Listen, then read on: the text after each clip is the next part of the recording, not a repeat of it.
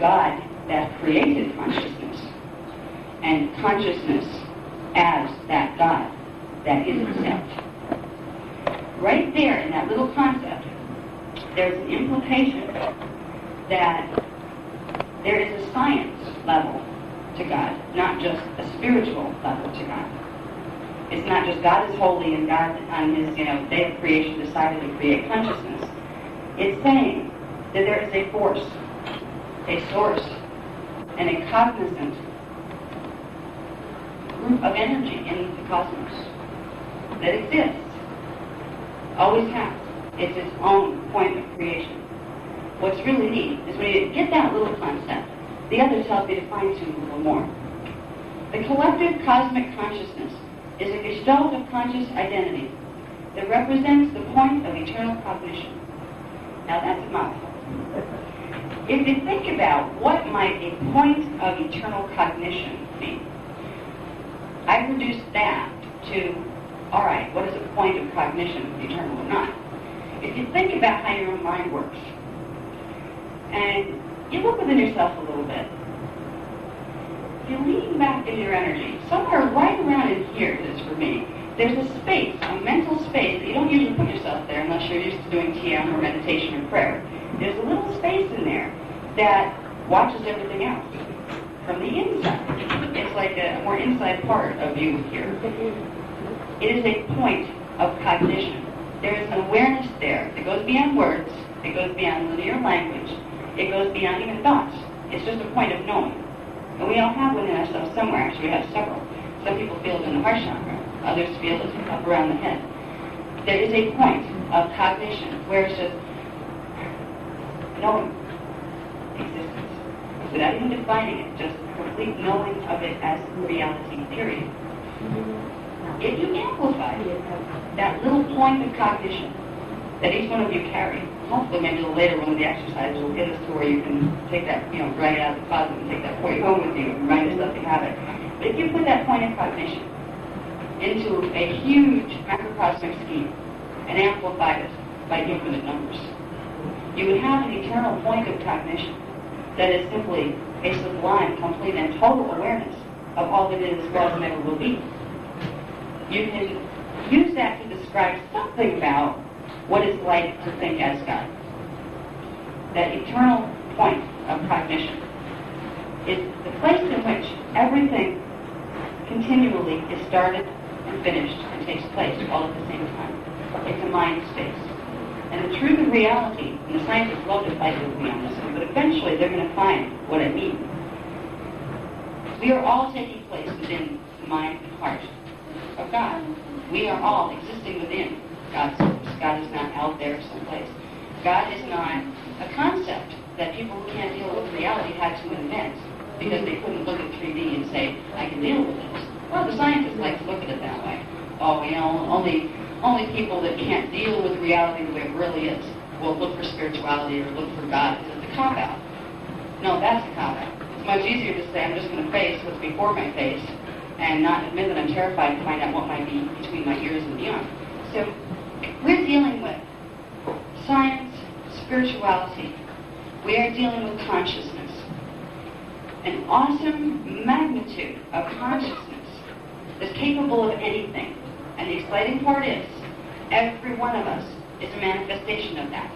And it's not that a God up there sat down and said, I'll create Joe and Jane and this person. I think I'll do that. No, it's set in motion, a movement of consciousness that perpetually recreates itself. And that is you. When you expand into what you were before you got all the way down here, you are that eternal point of cognition. You are the one that decided to create a cosmic family, and then a universal family, and then a galactic family, and a planetary family, and eventually come down as an individual being. And every one of those, all the way up that tree, from the individual all the way up to the cosmic family level of consciousness, is a state of knowing yourself that you will pass through and going home. It's a progressive expansion of consciousness back into God. A lot of people that do start to feel the frequency of God, it is a frequency, and you can start to feel it, they feel a great sense of reverence. And that reverence is very appropriate but sometimes it gets put into a form of very deep subservience, where they feel inferior, where they feel they must grovel before this wonderful divine, that they must follow some book or some type of program that tells you how God expects you to behave before God will even consider you worthy enough to pay attention. The reverence gets twisted the way our belief systems are here. It's great to have reverence, but you should be part of what you're having reverence for.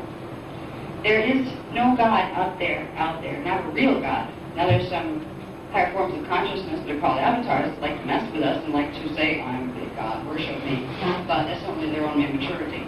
The true God being, that point of eternal consciousness, that everything takes place within, values each and every one of its parts equally. And each and every one of its parts, when it gets back together, like it grows back into what it was, becomes that self. There's a relationship here that I'm trying to get across, that we've been taught things about God for, all through our history. We've been taught this, we've been taught that. We've had holy wars of the Lord, where your interpretation of God is very different than mine, so you're wrong and I'm right, and God told me I can kill you. I mean, this is basically what we've been doing to each other down here. If people would get it, just finally get it, we are all the face of God. We are all made of God's stuff. Some of us have belief systems that don't remember that, and so we hurt each other.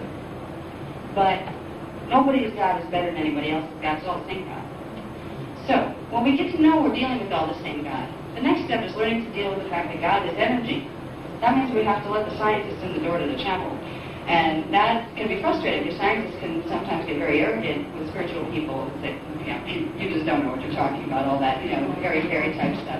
There is a point where the two things come together, and that point is consciousness.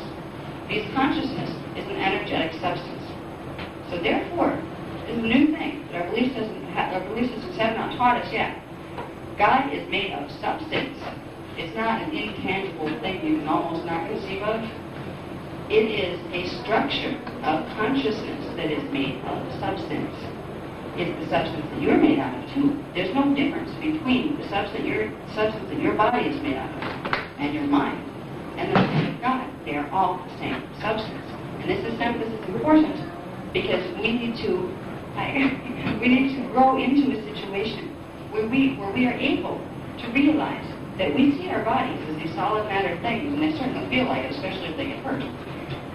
There is a level when you start expanding into God, where you look at this and it looks like a wave pattern. It's not solid. It's only the angular relationships between the spins of particles that is giving you the illusion of matter solidity. It's giving you the illusion of separation in space and separation from each other. And this is part of the reality that God created, that you as God created for yourself to experience. So we're going to explore this a little bit with the things we get into as we proceed. Now, the next point that I would like to read as far as the source of consciousness. The cosmic gestalt is conscious sentient identity in the form of energy. There's that substance thing. It's not just consciousness. I've had some good debate with people, particularly of Eastern religions, who are taught that consciousness and spirit are not energy. There's things without substance at all. Not really. There is substance to this energy. They are units of consciousness. That's what the universe is built out of. So if you're going to say that consciousness has no substance, then you must at the same time say nothing has substance at all. If consciousness is one of those unreal qualities, so is this. The chair you're sitting on, the face you see in the mirror, it's not real at all. And in truth, both are right. There is substance to consciousness. And your body is in the form of consciousness. It's made of consciousness particles. It certainly seems like it has substance. But at the same time, consciousness is beyond all form. It is a form unto itself, and it is the only form. So the Eastern philosophies, the Western ones, and the Guardian ones, are actually right. They're saying the same thing, they just don't know it. Now, we get into energy identity, because that's what we're talking about. We have consciousness, we have identity. But if we have substance, we have energy. You put substance and consciousness together, and you get energy identity. And that's what you're dealing with when you're dealing with God, and that's what you're dealing with when you're dealing with yourself, or your neighbor, or anybody else here. We are all energy identity beings. And there's one really wonderful thing about energy that's been provided by the scientists for us, and it's a rule that's very true. And it helps us to understand something about what's going to happen to us when we leave here. That's this rule here. Energy identity cannot be created or destroyed. It only changes form perpetually and eternally. That solves the question right there of, well, where did God start? Where did energy start? It didn't. It always was. It changes form constantly, but it is never destroyed. It never goes away. You are made of consciousness. You are made of energy. You will not go away ever. You'll change form, and you already have many times. But this is a wonderful revelation for a lot of people here, particularly people who haven't tried to embrace the spiritual concept. They seem to think that when the body dies, they're gone, and that's it. And some of them hope that there's something else over on the other side. They don't really know what. It implies, by the nature of the laws of energy themselves, which our scientists make sure we abide by or it's not real, it implies that we continue on and on and on, changing form. So this is other things that we can understand about what is God, what is the source of consciousness. These are characteristics and attributes that can be applied to that. And it doesn't hurt to have a broader framework than what we came in with, because you will always be expanding. And there's always more to learn about what that is. But we're leading you into some of these ideas for a reason. We want you to understand, first of all, where the rest of what we're going to talk about takes place. Because it takes place in this God mind. And we need to give you some kind of at least loose idea of where this space is. Because when we're in physical bodies, we tend to need a space. Okay, if these structures exist, where are they? Where do they exist? Put it on a map for me. This helps the logical mind. It helps the linear mind to build the concepts through which God cognition can come through. So, we are going to get into, is it getting hot? Somebody said, yeah. But how are you back there? Is it hot back there too? Or is it just up here? No, it's back here too. Do you think they have a fan or anything like that? Can you possibly get a fan? Is that, okay. I'm going to try to cool it down a little here because it's hot and I'm green here. I'm very hot. You know, I can't reach it. Thank you. Okay. So, now, I'll talk a little bit here about heart and mind, the God source. There's attributes of the God source. A creative cognition, an intelligent self-movement. That means it cognates, it can think, it's intelligent. And self-movement means it can move itself. It can move its mind, it can move the energy of which it's composed. And that's what it did to make creation happen. And that's what it does perpetually to make creation happen. So these are attributes of the Gestalt identity that we call God. Now, the eternal point of cognition, within which all creation flows, can be viewed as the heart of God. So the mind of God is a little different. That's the place where the movement happens, in the mind of God. But in the heart of God is that eternal point of cognition that we talked about. That stillness that's beyond thoughts, words, all of that motion. And then there's one other part. There's the eternal still point within which all creation exists. And it can be viewed as the God source. So there is a point of stillness within which all the motion takes place. It is a void within which all creation exists. So when you're dealing with the God source, the God mind, that one day you'll expand to become, you're dealing with motion of the God mind. You're dealing with cognition, still just direct cognition of the God heart, and complete stillness. The polarities are balanced there. You have motion and stillness. These are parts of the God mind that are reflected in your cells, in the microcosmos and in the macrocosmos. So to understand these things a little bit will help you to understand you a little bit more. Yeah. On to the next one, I think.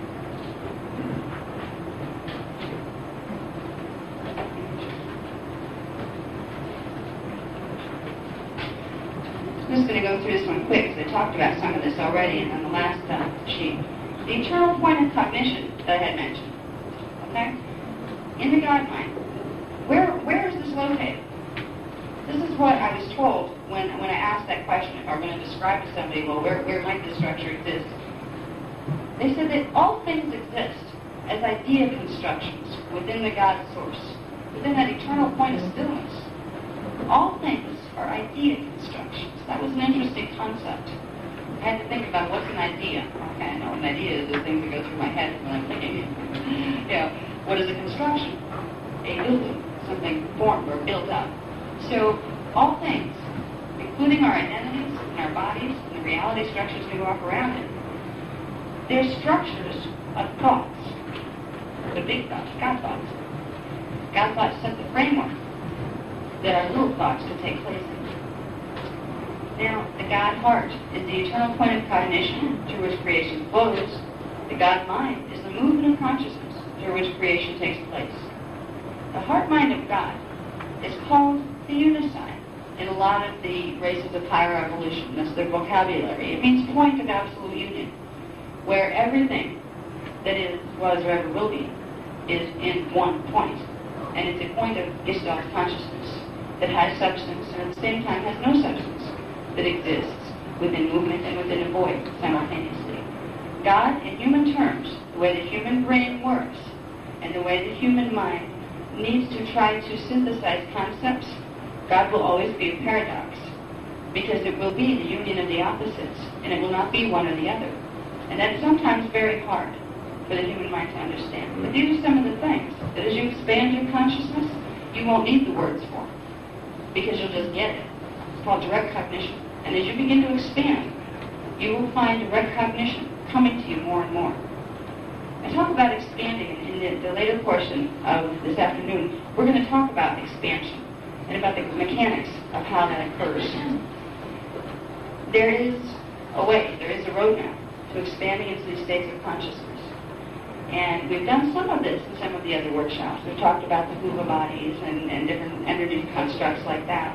And we're going over a little bit more of this right now. We're showing you where this fits into the bigger structure of all that is. We're going to wrap up a little for the people who weren't in other workshops. We're going to cover a little bit on the Huva bodies.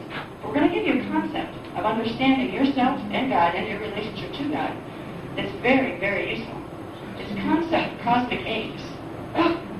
Eggs within eggs within eggs within eggs.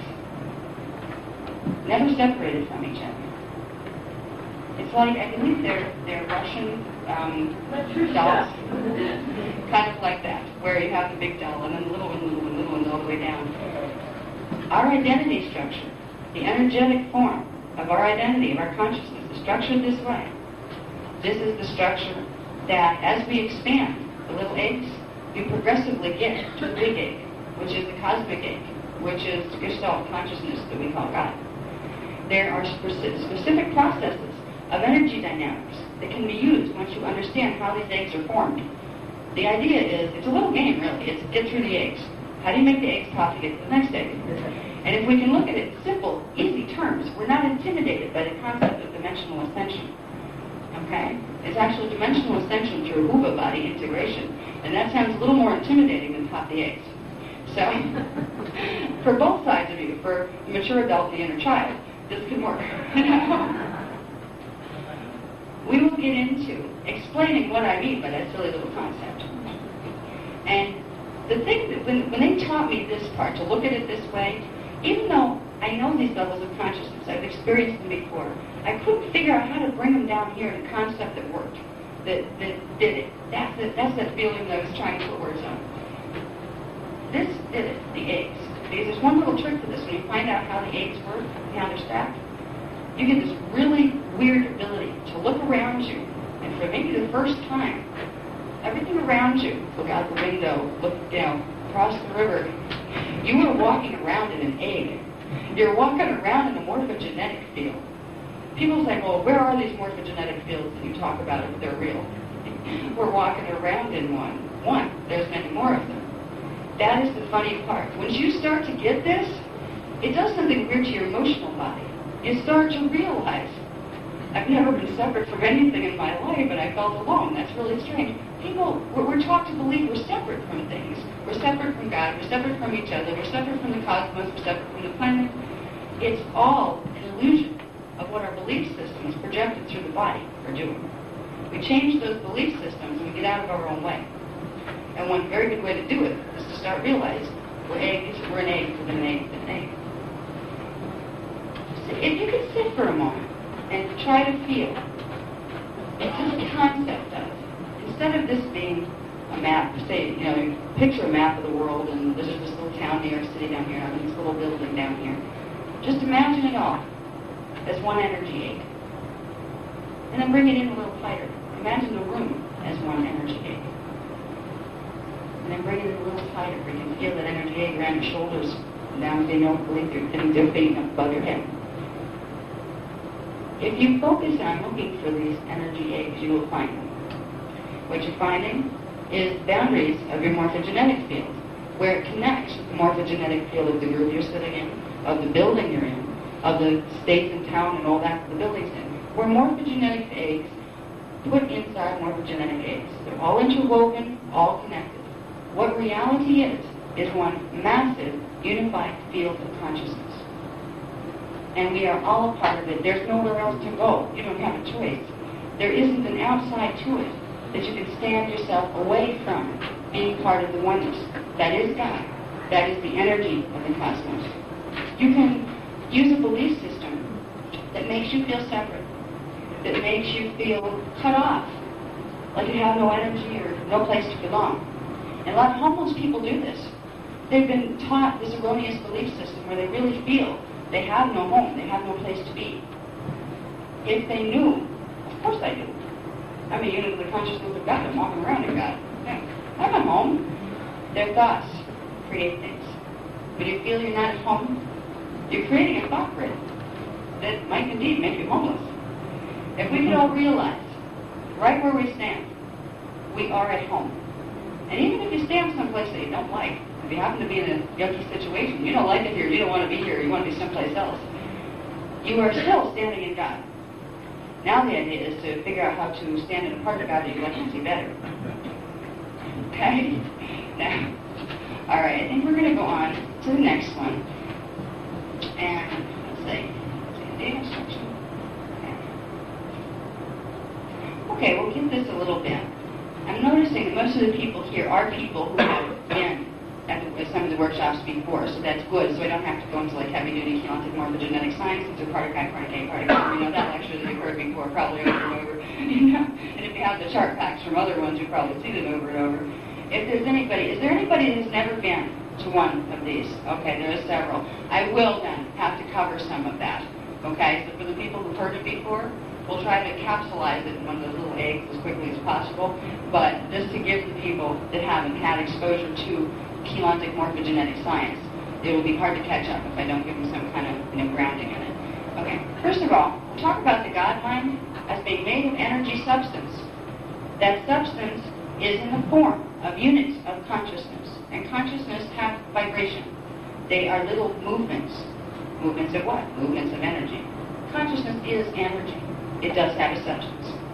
Okay, this is kind of neat, that both physical and non-physical forms are made of tangible units of consciousness substance.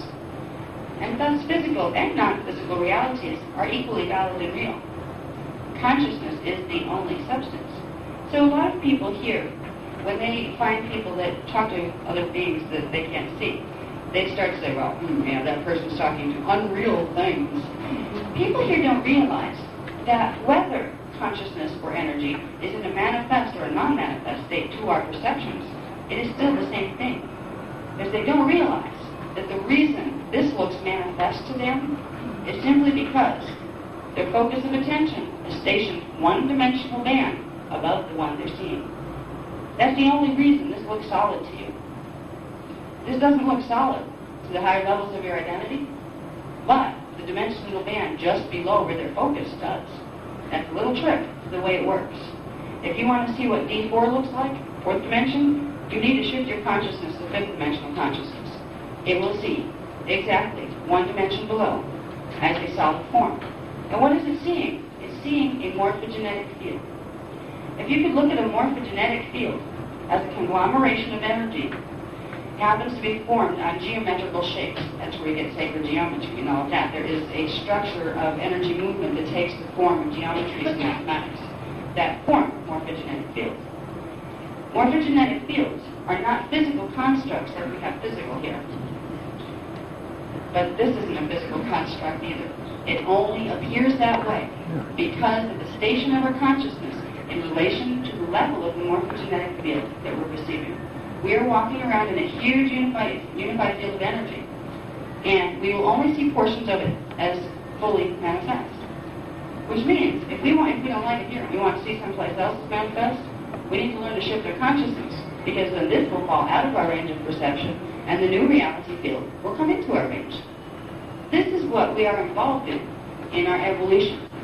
We are progressively shifting the state of our consciousness from third dimension to fourth, from fourth to fifth. So progressively, we will see new reality fields begin to appear for us. It happens so slowly that we don't notice it happening. It's just the progress of time, is what it appears to be. The illusion of time is created as identity expands upward into the dimensional scale. It perceives one moment moving after another as the past falls away. The past isn't done. It's part of the morphogenetic field. It can still be moved. But it falls out of your range of perception. The only thing that's in your present moment focus of perception is what's one-dimensional land below, where your consciousness is stationed. So as we progress into expansion, which is absorbing more dimensions into our consciousness, we will begin to see reality fields that we think are not real right now. You know, here people with channeling, they're doing this, they're doing the other thing, they're weird. You know, you're not dealing with reality. The scientists love this. You know, it's not solid reality. Prove it to me that it's real. Well, the proof is a simple rule that, well, if I could put your consciousness a few dimensions above, you would see those dimensions I'm talking about. It's very solid and very physical. And in truth, even your dimension here is not solid or physical. It only seems that way when you're focused in it. So there is a place where science and religion, where scientists and clergy could come together if they really wanted to, where the scientists could say, acknowledge, this is a concept that's really workable, it's very possible with what we know about quantum physics. We could actually probably bring validity and prove the existence, at least mathematically, of these other worlds. The clergy could then say to the science people that we told you all along God existed, but you wouldn't listen. But the scientists will say, well, we told you all along it was about energy. They're both right. They just haven't found that out here yet. We can be ahead of the game. We can know we are energy identity. We can know that there are certain processes that are very scientific of multidimensional energy through which we expand to become more spiritual. That's what we work with in our program. That is some of the secrets of the Melchizedek races and the guardians who come here periodically to share this information with this race. They've been here before. But this information in this form, I was told, has not been available nor permitted in one place on the planet for 600,000 years. Our history is much longer than we've been taught. We've been here for 550 million. We were elsewhere before that. So it's a good time to suspend judgment when you think about what you've been taught. To say, maybe the ones who taught me were the books that I was taught from. Just didn't know. Maybe they were face locked in one-dimensional band and that's all they saw. And that's really what was going on. This paradigm that we're presenting, that's going to show you the structure of the bodies that belong to you, part of your anatomy you probably forgot you had, energy eggs that you're progressively going to expand into. This is the anatomy you need to know about. We got fixated on our physical form. It's like, staring at one dot on the television and forgetting the rest of the picture going by. That's basically what happened to us. So if we can learn to pull back a little bit and look at the greater picture, we will set ourselves free, and it will start slow. It will start with little movements of your consciousness. Your consciousness can do things that you didn't know it could do. We can train it to do different things, and we have a program that we're putting together of Keylontic technique tapes. And I know there's some people who've been waiting for them, and we almost have them today.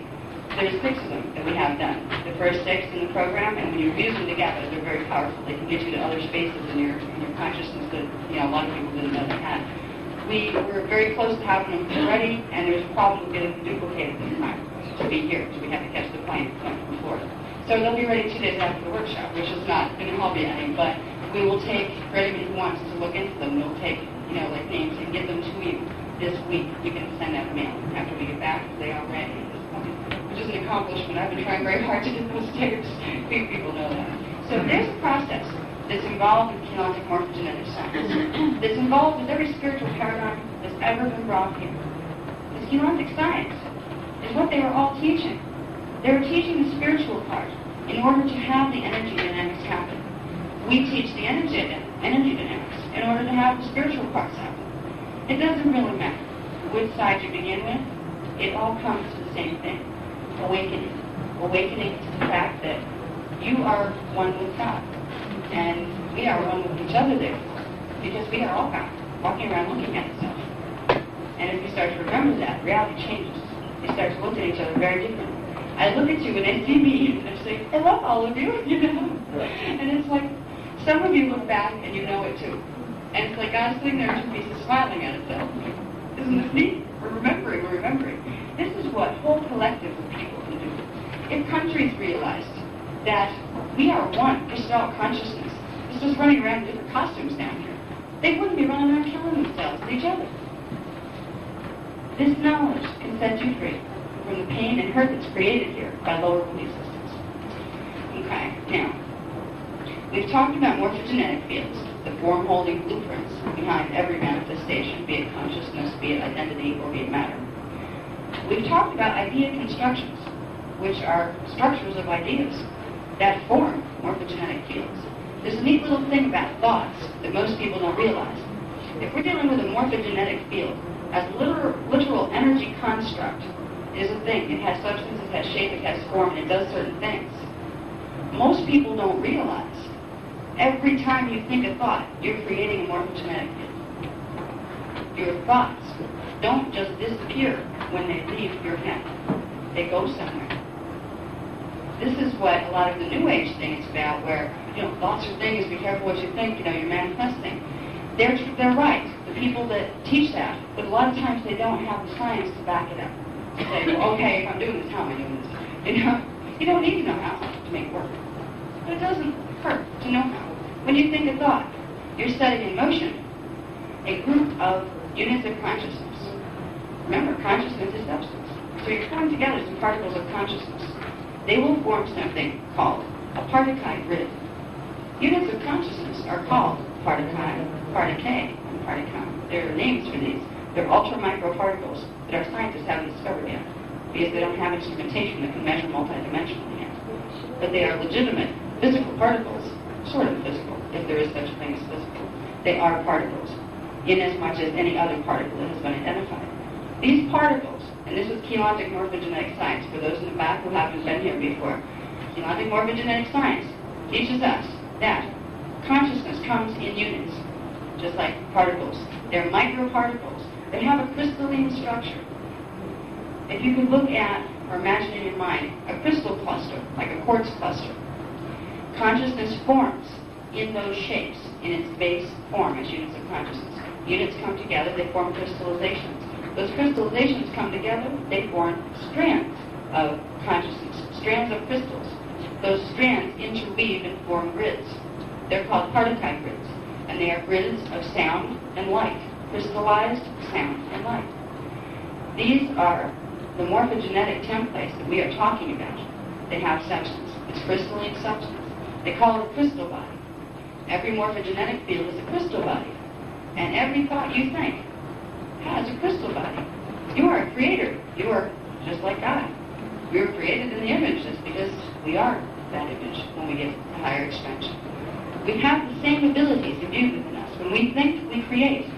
When God thought, or when we thought as a collective, as God, and set this whole system in motion, all we did was think. And so it was. Because when we thought, we created morphogenetic fields. We created particle grids that allowed units of consciousness to collect in certain ways, to collect in certain geometrical forms, and build up, slowly build up more particles of consciousness until it built itself out and became something that resembled matter. There are levels to matter that our bodies go through to come into manifestation that we will leave to get fully out of manifestation. But what's kind of neat is every thought you think also goes through the same process. Every time you think, you are being a creator. You are birthing something into life that wasn't quite there before in that form. You're changing forms that were already there into something new. Because you really can't create anything or destroy it. You can exchange its form. It's energy. It's consciousness. Now, when you think, one little thought you hold in your head, and then you release it, to you it's gone. It probably means it didn't go directly one dimension below. Because you see it as solid. If you thought of a cup, and the rule was that as soon as you think a thought, it goes to the dimension below, things would poof right in your face. You'd have them all over the place. You know, if you think $1 million and poof, it'll be right there. It doesn't work that easy, unfortunately. When you think a thought, your consciousness is in a certain set of dimensional bands. What will happen is that thought becomes a morphogenetic field right there within the greater morphogenetic field of those dimensional bands. You've planted a seed. And the nature of thought is it draws to itself. The nature of morphogenetic fields is they draw to themselves more like particles, and they fill themselves out in matter. So technically, the trick to manifesting things, if you can get out of your own way with belief systems and things that are in the way, you want to see something physically manifest. That means you need to put it one dimension below your station of consciousness, which helps to know where your consciousness is stationed, so to know what dimension you're aiming for. But you can think a thought. Once you move your consciousness beyond it, that means you're raising your consciousness above it. So before too long, you'll see it right where you left it. Once you get a full dimensional band beyond the thought that you have in your head, you will start to see it as physically manifest in some form or another. So there's a lot of tricks of thought manifestation and learning to be a creator and what that means that come with kinetic morphogenetic science. But there's also a lot of things that have to do with the direct spirituality of it that are even more important. Let's see if I want to go into any more of this on here, if I want to get to something earlier stuff. Oh, I need to check something. I know we have the music and you can't stay with us all day today, so I want to make sure that we get this wonderful music behind a meditation before he has to run. Variety. Yes. What time do you have to leave here? Like 1:05. Okay, so you can stick around for a little while, Yeah. right? Okay, good. So I want to get you to a certain point. There's a meditation that we're going to do. It's called Activating the God Seed. And I want to get you to understand what a God Seed is before we worry about activating it. So if you can stay a little while before he accompanies me with that meditation, I'm going to kind of fast forward a little. Some of the stuff, there's things that you've had. We have the kinetic morphogenetic science things. I would recommend for the people who have not been to one of the workshops before, we have what's called chart packs from the other workshops. They're very detailed versions of these with charts and diagrams and everything.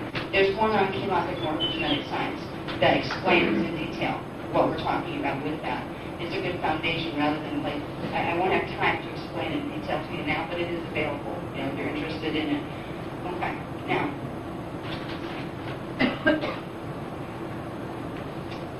Okay, we're going to start with structure here. Can we go to this one, Bill? I think it's number 8, page 8. Yeah, there we go. Okay, now, when we're talking about morphogenetic fields, we're talking about the consciousness of God, that point of eternal cognition. And we talked about structure forming within that point, out of which reality fields are created. There's basically top and bottom, sort of, to that structure. At least from here, it would be up here as top and bottom. From there, it's a completely different experience. But from here, you can understand the point of eternal cognition would be, let's say, behind there. And then the first manifestation level of a structure or a thought form, a thought grid that was created, it's called the primal matrix. And it's a matrix of interwoven energy fields. Fields of consciousness. There's consciousness and energy are the same thing. So it was the first level of God thought when God decided, or we as God decided, to create reality systems to experience ourselves through.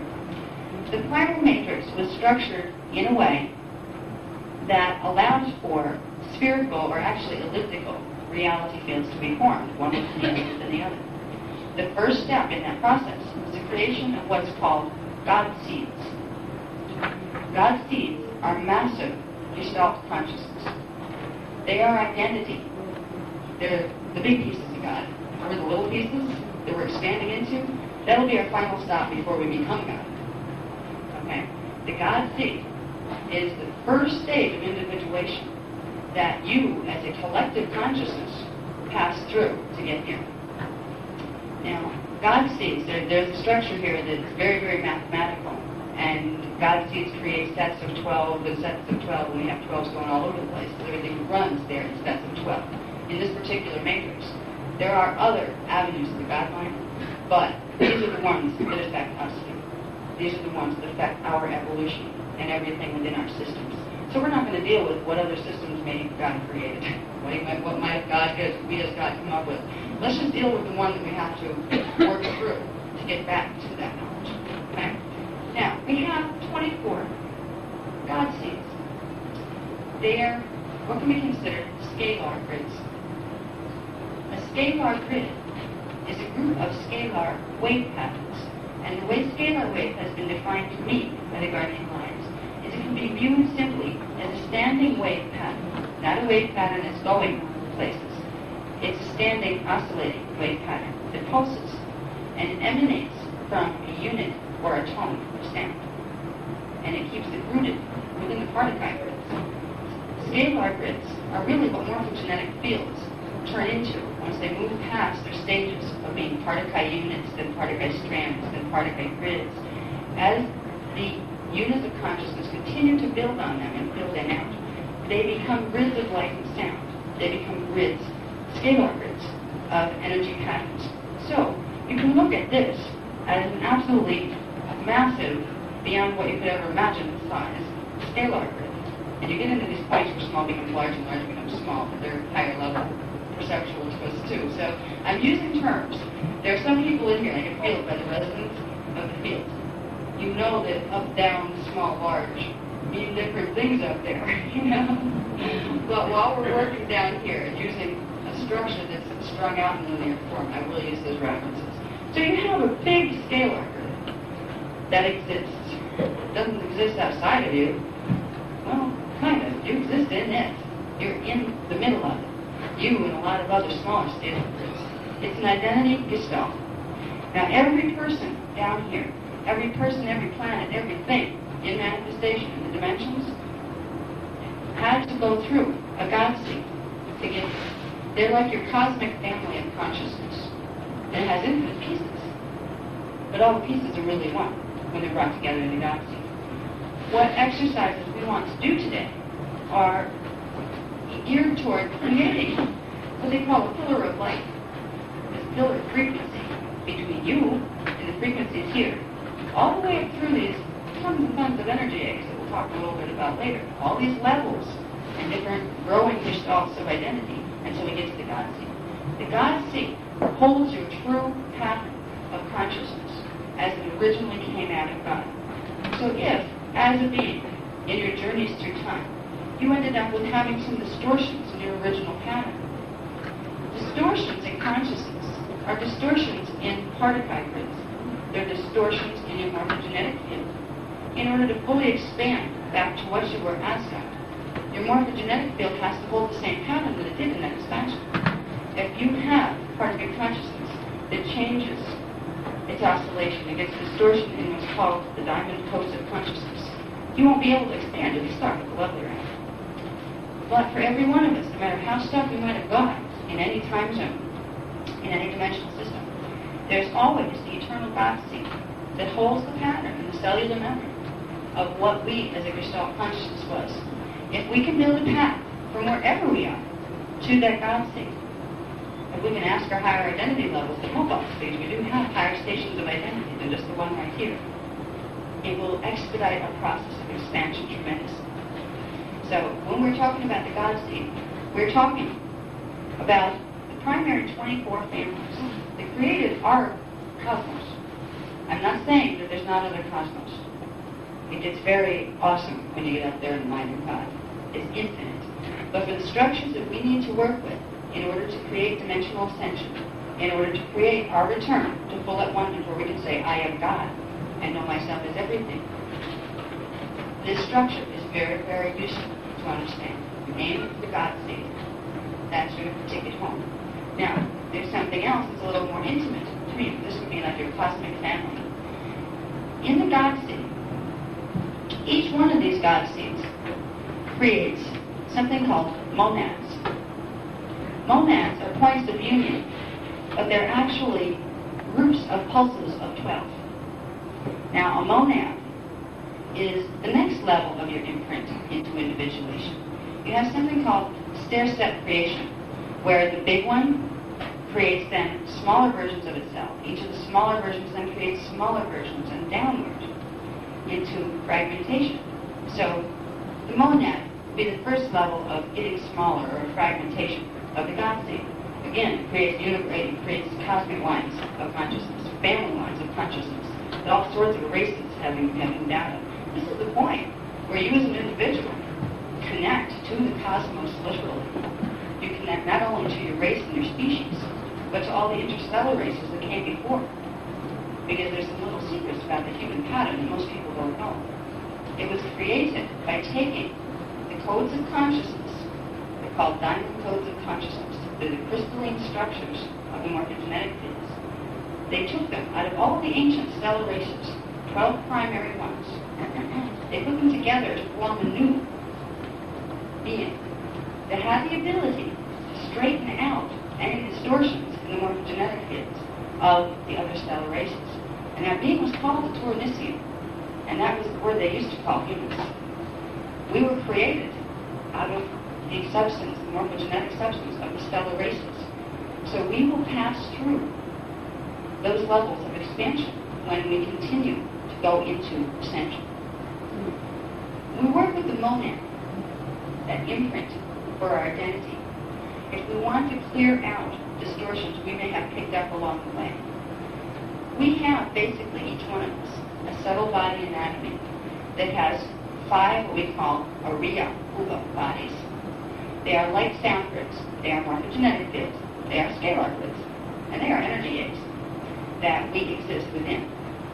Okay? We have one called the Nada Uva body, which is composed of dimensional frequencies of 1, 2, 3. That is the one closest to us.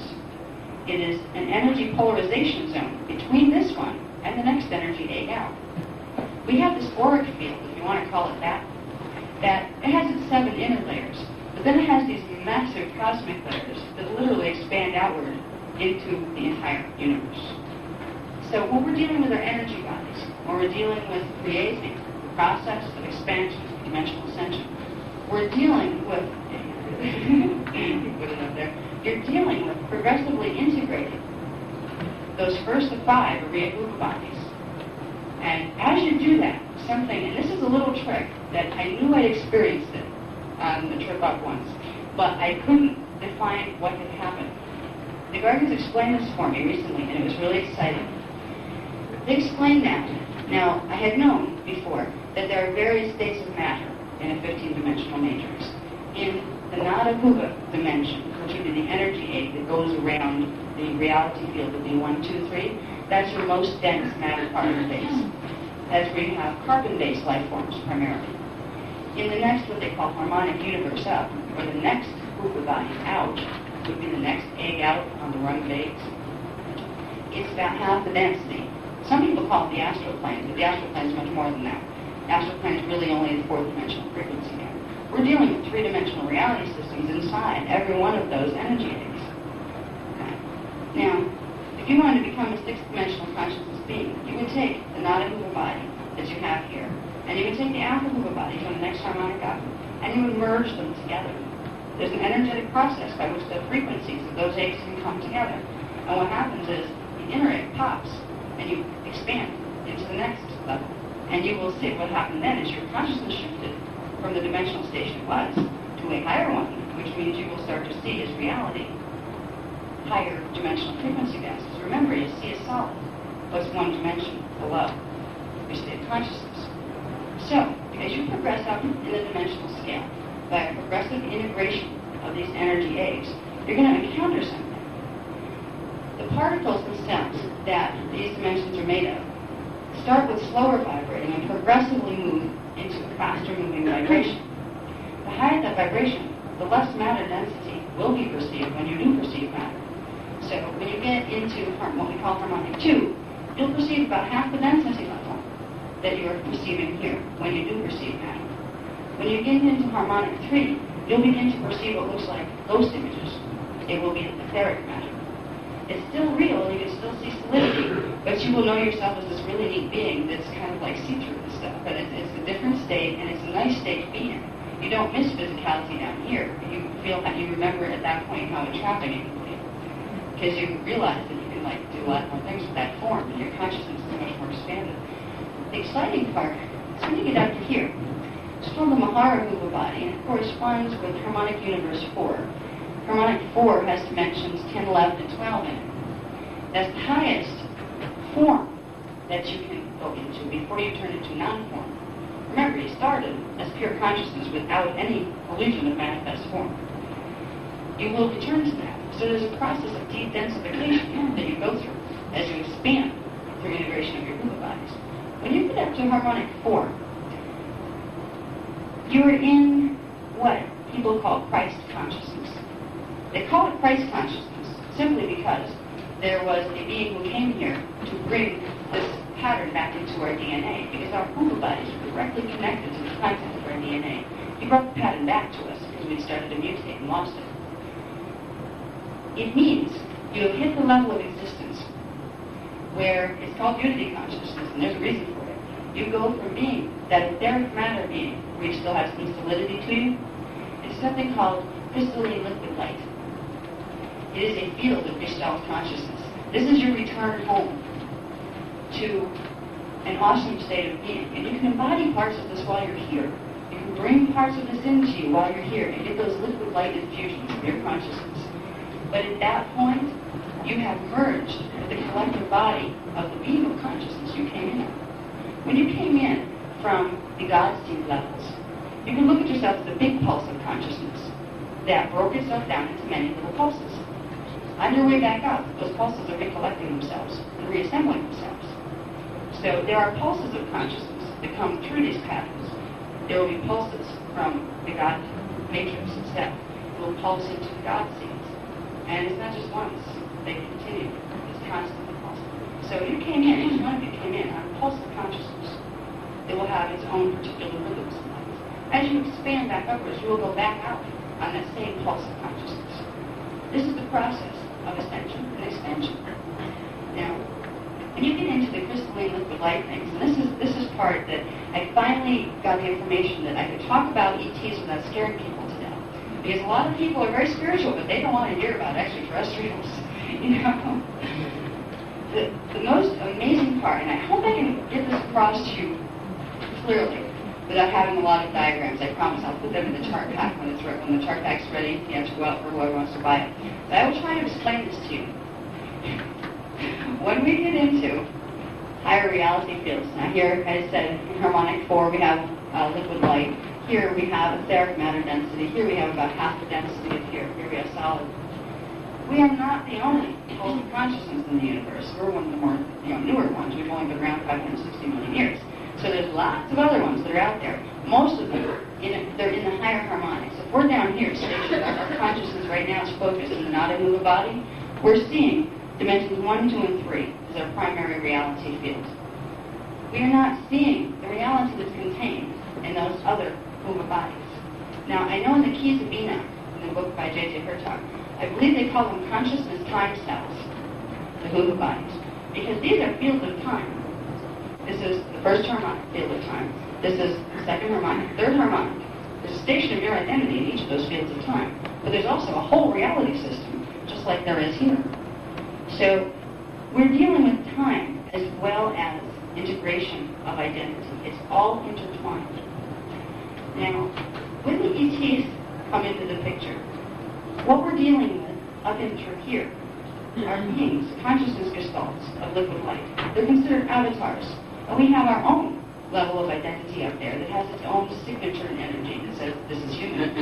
It's part of the human consciousness. There are others that are part of Sirian strings, consciousness that evolved in the Sirius star system, that evolved in the Palladian star system, in higher harmonics. Our scientists come up here and they say, okay, we'll send something out there and probe it. No, it's just like, light can't live here. Maybe they're being a little limited in the concept of life that they have. If they're saying carbon-based biology can't live here, maybe they're right. But what about silica-based biology? What about conscious waveform? They don't usually think in terms of life being in those forms, but it is. And what's funny is there is part of our own life that is in that form right now, and we will expand into knowing it. One of the neat things about the creation of our races here, and the creation of all of the races in our particular time matrix. Now, our time matrix would be the 15-dimensional system that we came into. They were created with the one original pulse, and it's called the Lyran pulse, because it corresponds to the frequencies of the Lyra star system. Consciousness came out, a beam of consciousness, or a pulse of consciousness, came out from the God source, through the God seed, through its monad program, into something called an energy matrix. Then, it aimed for the 8th dimension, the middle of a time matrix in a dimensionalized system. This is where it first entered dimensionalization. And it's only in dimensionalization that the illusion of space-time and matter take place. Once you're up in the higher fields, it's all unity and just things you can't describe very well in words here. But consciousness entered through the 8th dimensional frequencies. It entered on a beam of pulsing crystal light. Now, the 8th dimensional frequencies, here's where the star connection comes in. These correspond to locations. Remember, we're walking around in a big morphogenetic field with a series of 8s. When we look up in the sky at the stars, those stars represent different coordinates within those morphogenetic fields. Now, dimension 8, or D8, which is considered the center of the 15-dimensional matrix, corresponds with the star system that we see as Orion. So if we wanted to explain how we got here in terms of the stars that we know, we entered through the star system of Orion. Then, from there, the beam comes in through D8. Then it begins to spread upward and downward. That one single stream of pulsive consciousness begins to break itself into smaller pieces. One goes into harmonic universe 5. And this creates something called the solar rishi. Now, we deal with the rishi a lot in working with the Melchizedeks. In fact, we try to get everybody assigned to one as soon as possible, because when you work with that level of consciousness, it helps you build your pillar of light and helps protect you. The solar rishi are the levels of you, every one of us that came in on our pulse of consciousness. There's a level of our Gestalt consciousness that vibrates to the 5th harmonic universe, which is dimensions 13, 14, and 15. It is a antimatter, not anti, but antimatter, waveform, radiation consciousness. It's pure sentient consciousness waveform. When we see them, if you would see them, and sometimes you do, because they sometimes go get your attention and manifest here as light beings, you are seeing part of your family, part of your own cosmic family. Now, after consciousness went into being rishi in the harmonic universe 5, it went into its first manifestation form, or started to take form, in harmonic 4 as the crystalline liquid light, the Christ consciousness matrix. There are coordinates in the stellar skies that correspond with these, and they're primarily located in the Lyran star system. So you could say, in the manifestation process, the first place that life manifestation or form began to take place was in Lyra, in the Lyran star systems. They call it the cradle of Lyra. And the reason they call it the cradle of Lyra is because everything in this particular matrix in time that was put into this matrix, all of these consciousness time cells that are here, anything that came into them, came in through the Lyran imprint, which means the frequency patterns that the Lyran system is composed of are imbued into the morphogenetic field of every consciousness here. They're considered part of the capstone codes that you need genetic codes and consciousness codes that you need to get back out of here to expansion. One thing was really neat that they explained to me was when you get to a level of full Christ consciousness and you're ready to transmute out of form, you turn into a living. We go through stages of other biologies. When we think of ETs out there someplace being forms of different level matter, there's ones that are of levels of matter that are silica-based. There are ones that are different combinations of those, the liquid light ones. There are parts of each of us that are there. Just like you have incarnations down here in physical form in different time zones, which would be incarnations taking place down and through here in the Nada Uber realms. You have incarnations, or aspects of the self simultaneously projected, in the higher dimensional fields as well. And as you go upward, the stellar codes become activated, the codes of the higher dimensional universes. The form changes and transmutes. So the beings that people are starting to have encounters with, they're coming from the higher reality fields. The good ones and the bad ones. The ones that are nice and the ones that aren't. They represent parts of our own family of consciousness that as we integrate and as we grow, we will begin to merge with as we go back into the Gestalt consciousness that we were. So when we're dealing with what's happening out here right now, which are ET dramas, where some of them are very frightening, and there's some ones, some parts of ourselves out there that aren't very nice, and they don't like us very much, and they're not treating us very well here, we still have to realize they're parts of our own consciousness. If we take the faces and the bodies off all of it, what you have is a seated consciousness trying to balance out its polarities in time. The ETs and we are one, because we are human, and human was built on the codes of consciousness of 12 primary ET races. They're built on the Lyran code combinations. And through Lyra is where everything came. So the human codes were meant to carry the codes of Lyra and the ones above that lead you into the Rishi matrices that will lead you beyond that into a structure called the energy matrix. And through the energy matrix you get to the monad, and through the monad you get to the God seed. So there are these eggs of energy that we are encased within. I like the term that Enoch uses in the Keys of Enoch, and this is J.J. Hertog's term, those consciousness time cells. When I first read that, I said, what does that mean? But as they explained to me recently, the energy eggs that are formed around and keep us within these little phase-locked three-dimensional reality fields. He's absolutely right. That term fits. It's all made of consciousness, and they are cells, like a body cell would be, that are part of larger structures. And they create time zones that we experience ourselves as being within. You can get into the structure of consciousness time cells or Hubu bodies, and you will find it's infinitely complex. You could drive yourself crazy trying to figure out all the details, because it's highly, highly complex. It's very mathematical. It's all built on sacred geometry.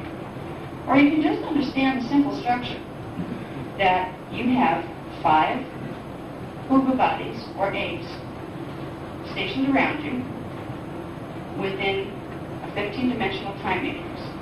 So the first thing you'd want to do to get back home to God or back into that expansion would be expand through those 5 energy eggs.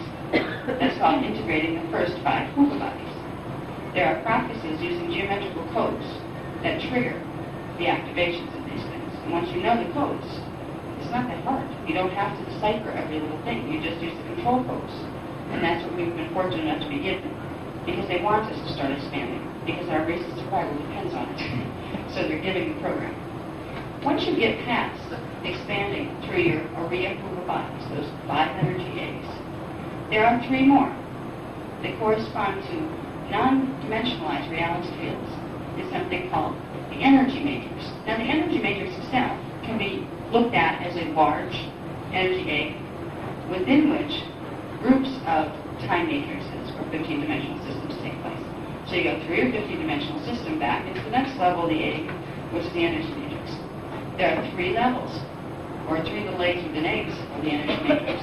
They correspond to 3 different levels, what's called ascended mastery. Once you get out of the time matrix, you get to bear the label of ascended master. That doesn't mean necessarily you went all the way up to the God seed, but at least you got out of the time matrix. So you're not dimensionalized anymore, which means you will no longer perceive solid matter density whatsoever.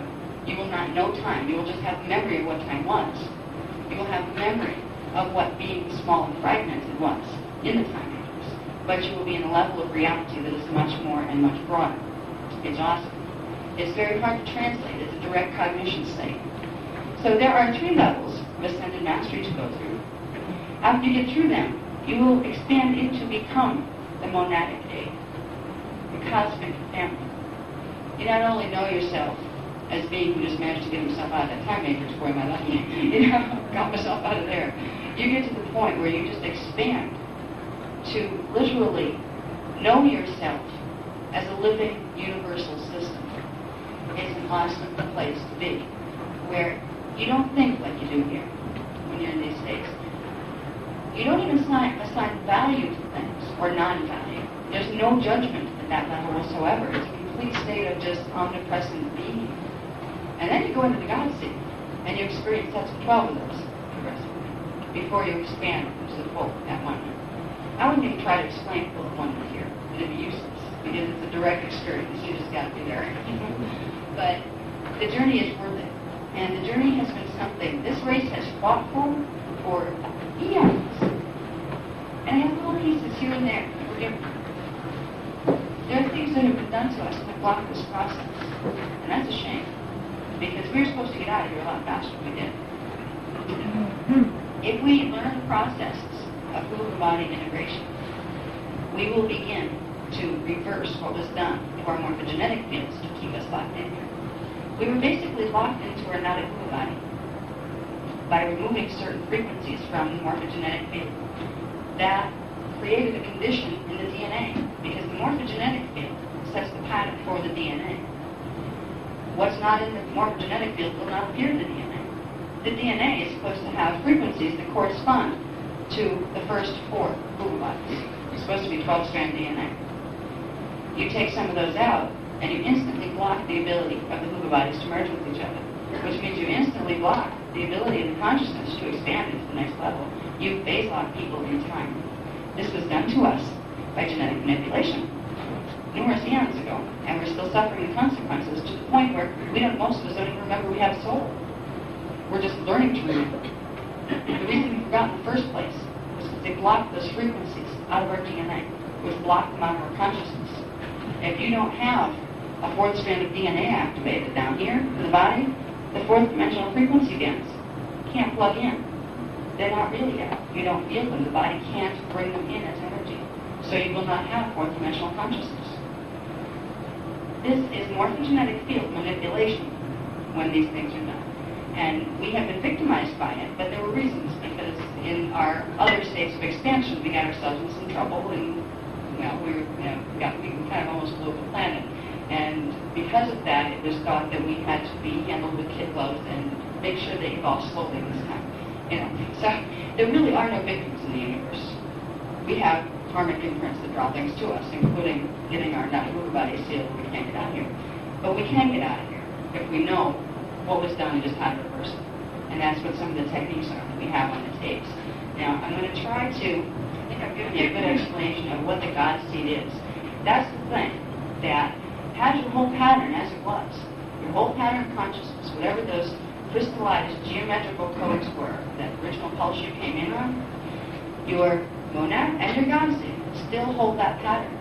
So, if you have any problems anywhere in the time matrix with your huma bodies, if they get distorted, if the codes no longer plug in to the rest of the stream of consciousness that it originally came in on, you can use making a conduit of energy between the God seed and yourself to begin restructuring those codes and those frequencies. It begins to build a pillar of light from the top down by calling it to you. The genetic distortions we have that are the result of morphogenetic field manipulation and direct DNA manipulation from our ancient past can begin to be corrected simply by using exercises that begin to bring the program of the God seed back in to your cellular structure. You bring it into your cellular structure by bringing it into your morphogenetic field, because your cellular structure is part of your morphogenetic field. It's what manifests from your morphogenetic field. And actually, it is your morphogenetic field perceived from one station above it where it looks solid. Because really, your bodies aren't even solid. Our bodies are not solid, but they look that way because of our angle of perception. But the important thing is to know we can start to take charge of this process. We can start to take charge of conscious evolution by learning a few little tricks. Those few little tricks will lead us to a few more. So eventually we can hear the consciousness of our higher identity speak to us, through us. Then you open a channel. Your higher self. What is your higher self? Well, which level? You can channel from harmonic 2 or from harmonic 3 or 4 or 5, or even if you're getting really good and you have the codes within your morphogenetic field of full frequency from the highest levels of ascended mastery, well, then you can even talk to your ascended master levels of identity. But the important thing to understand is, just like the ETs are you at a different level, so are the ascended masters. So is God. It's all about who we are. It's not that there's something to grovel in front of. Unless you want to grovel in front of yourself, you might as well go in front of the mirror and grovel in front of the mirror. Because ascended masters and things like that are states of consciousness that are part of your organic programming, part of you. You can open a channel of these and they will help you and give you more technique than what we have. And this is the idea. What we want to do is give you enough energy skills and enough format of what your bodies are doing that you can take some basic programs, begin using them. They'll start to trigger the expansion of consciousness that will allow you to begin making your connection. So your higher self and the rest of your higher identity will start telling you what your next step needs to be. We don't want to create dependence. We want to create independence. That's important. That if there's anybody you should be dependent on, it should be your own God seed. At least at the God seed level, it's not distorted. I mean, you can have problems with your avatar level, too. There are some who do. But are we getting ready to do the music flashing? Are you ready? Is it getting late? Okay. I just don't want to make it late. The next to go.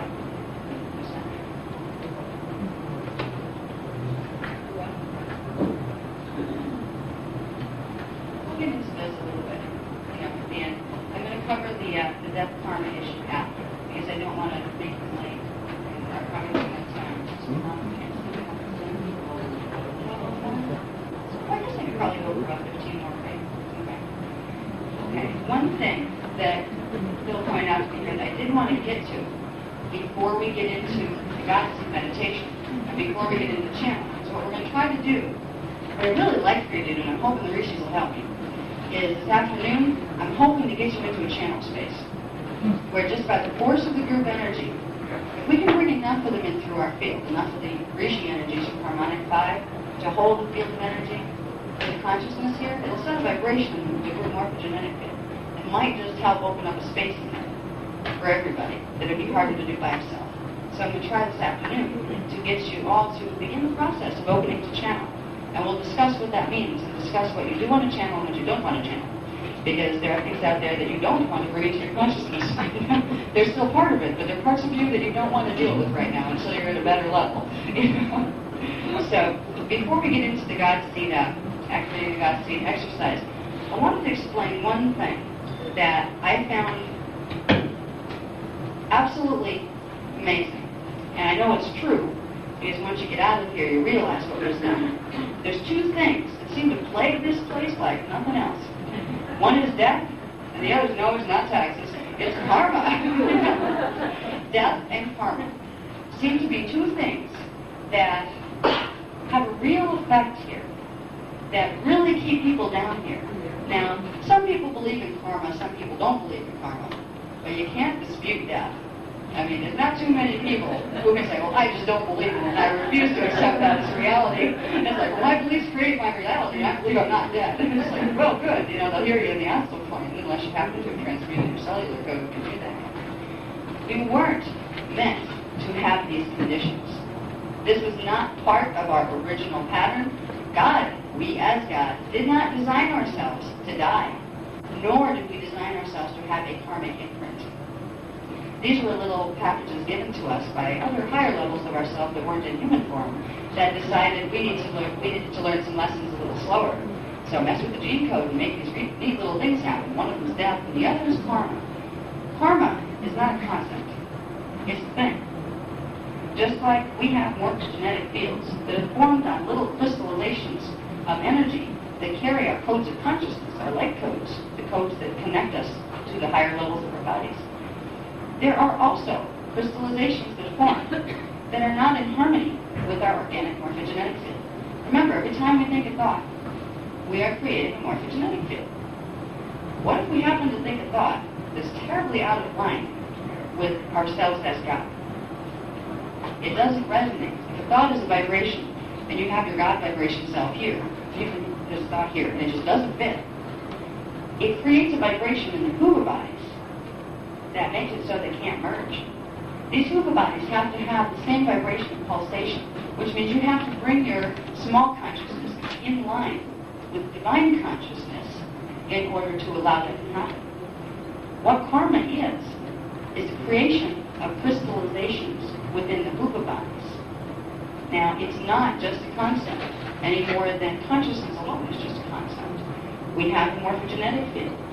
Karma becomes trapped as units of consciousness that vibrate slower and they have a reverse polarity, which means they have the opposite charge to what your crystal body or your morphogenetic body has. They get lodged and stuck there. They're called miasms. And they form grids, and they spread out, and they collect more particles like themselves. We were not designed to have this. Originally, we were designed to be immortal. We were designed in a way that we would transmute particle and antiparticle as we went along, progressively de-densify our matter form until we hit the levels of Christ consciousness, turned into liquid light, and we're out of here. Or we come back up and down whenever we want. It was supposed to be fun, originally. But in our evolution, because of some of the things we got ourselves into when we did have that privilege, and because of some of the things that were done to us, because in our lesson of doing things to other beings, it tends to come back to you now that you have the karmic program put in. Well, we got manipulated genetically. And the ones who did the karmic thing were the Pleiadians. They were levels of consciousness from the Pleiadian star systems, were directly related to our original race of Trinity. There's a lot of people say, oh, I have contact with Pleiadians. They look like humans, but they're Pleiadian. They're not Pleiadian, they're humans. They were humans. They're the ancient humans that started in harmonic 2. Okay? They were trying to teach their past selves a lesson and try to get them in order. And they put things in the DNA that made it operate differently. First of all, way before that, way before the Pleiadians, we had the Guardians who created us unplug certain things. So instead of one immortal lifetime that just transmuted itself over many, many years, they pulled plugs between DNA strands. So you could finish one strand, but then the body could no longer catch the next vibration. You had to drop that body, move into another one of the next higher level vibration to get your next strand activated. The DNA strands and evolution of bringing your consciousness in was broken up into incarnational packages there. Originally, you only had to do, once even they did that twist, you only had to do 12. And then you could go 2 12 cycles, they call it. And part of it was what they call parallel birth. We won't get into that because it's too confusing. But basically, we had 2 12 cycles when we were out here. We could do the same thing, even after they unplugged our ability to fully do the immortal. But when the Pleiadians came in about 150,000 years ago. So this is a relatively new mutation that they did most. They broke up the strands themselves. They created a ghost image on each strand. Now, for every action we took, it would also have the counter-reaction. It created a whole miasmic self, a self built on a counter-rotation that existed and was tied to our DNA. Forget our parallel self. This was a shadow self. It created a pattern of polarity reversal and a part of our consciousness that got stuck in. And with that there, we couldn't fully assemble one strand at all. It created, in our reality out here, something called probable selves, which was, there's one version of you that took this direction, one that took that direction, one that went in another direction. It wasn't intended to be that way. There was originally one direction. It was the impulse that you as a soul had given to yourself here to follow. It's called the heroic probability now, because now we have all these other probabilities where you can really mess yourself up.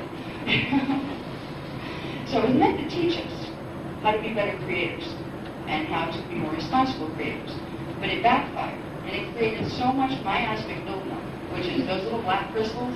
They're little black crystals that vibrate at a totally opposite polarity in your morphogenetic field. Therefore, they block anything coming through from the higher levels. It compounded the process of forming these crystals. This is what the karmic input is. It compounded them. Instead of being able to bring the light in to clear those crystals, it progressively brought more of those crystals in at a faster rate than the light coming in. So we started to block out the light coming in. And we started to get more dense and more dense and more dense. And look at us now, my goodness.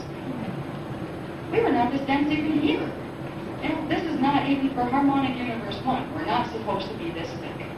And it's really weird when you come from back there, remember, you come to this and go, ooh, you know, this is hard. You know, it's like really slow moving. Your consciousness kind of has to wake itself awake in here. You know, it's a real chore. This is not our natural state. And it's important to clear our inner bodies. What we're doing is clearing DNA distortions. We're going to clear part of the miasmic matter. Part of the program we've been given is specific exercises to clear first some of the miasmic energy, to clear off some of that, because there's a lot. We all carry a lot of it. And we don't even know where the karma started at this point. You know, we've been trapped in the cycles here so long, building this stuff, that it lost its point of teaching us anything. We can't find ourselves with it. We're floundering and we're drowning under the miasmic weight of that dark crystal body. So we have exercises to first get some of that energy and change the polarity back, at least in the form of energy. Who cares what the lesson was? We'll catch up with it later. First, just let's survive here, you know? Get the karmic imprint out of the body. That's one of the things that has to be done if you're going to integrate the two bodies. It used to be the hard way, where slowly you learn your lessons and see that in life, and then they would go away. This time they're giving us the energy dynamics. Use this to clear. You know, we don't have time to spend the next however many centuries, you know, slowly figuring out how to do it. So there are exercises for that. Then there are exercises that are coming. They're just telling you about. You can take whole grids of miasms at once, whole structures in the morphogenetic field, and by finding the one or two key core elements to that morphogenetic field that you want to flip, and reverse the polarity, make the whole thing go away. That will erase however many hundreds of thousands of years of karma you may have created down here in this cycle. You can flip it back to its point of origin and put the whole bunch of them in line with that heroic probability of the soul's intentional path in one fell swoop or two or three. It may take a little more than one, but there are ways, you know, you might have to use the exercise for a while and release some of the surface stuff before you can get to those cores. But it's that easy. You can just clear it out. And when it does, if we could do this all in one like Big Bang, we would be able to blow ourselves right out of matter completely and into full cognition. And then we'd say, whoops, maybe we're too fast. Let's go try stage 2 matter. Let's see, like take it a little slower so, you know, I can remember the process here. But we're never taught this stuff in school. We're taught we have, you know, eyes, ears, you know, legs, arms, feet, things like that.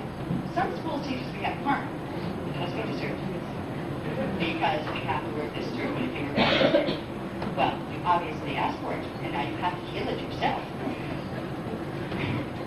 Personally, I'd rather just get the stuff off me. You know, I'm sorry if I did something wrong. You know, whatever it was so long ago, I don't remember what it is. Can we please just get on with the story? That's what we're trying to do here. We're trying to get on with the story. Give you dynamics you can take home and use. And one of the things we're going to do is an exercise. They didn't give me that, so I get to share this with you. We're going to do an exercise spontaneously now. When I give my workshops or any of my private training, I work with several of the beings from higher evolution, minimum level of Rishi. Usually I work with the Ascended Masters groups. I work with Enoch a lot. And right now, Enoch is here, but there's also, I'm feeling the presence of probably about 8 or 9 other Rishi are coming in with us. It will be moved through me.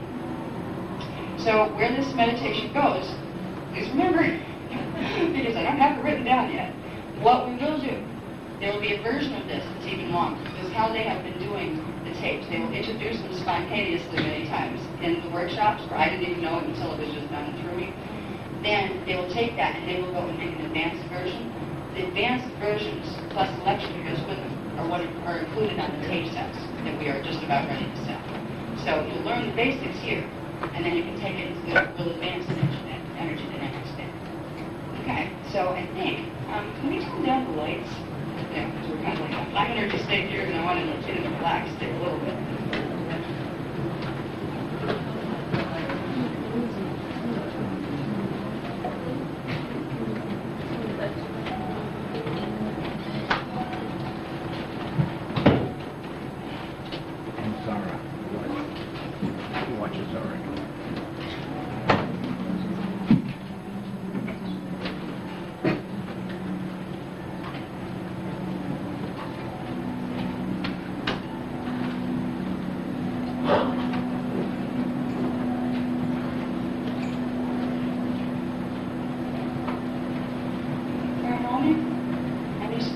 everyone, try to slow the rate of your breathing just a little.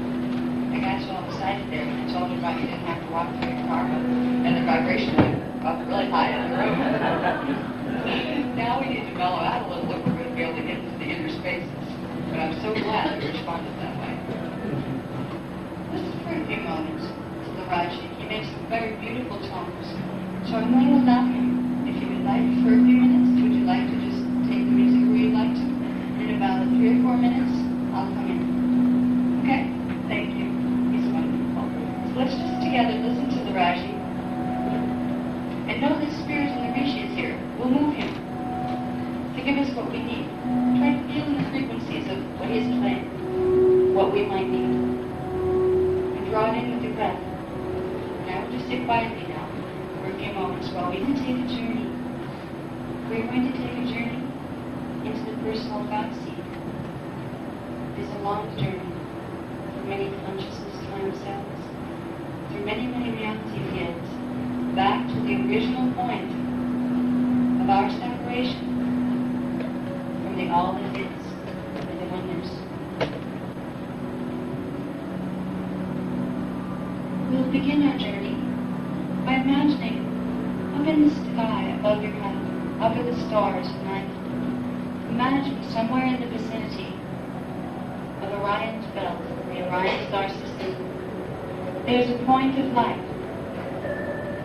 Point of light that you once passed through so long ago that your memory can hardly find itself within the time matrix.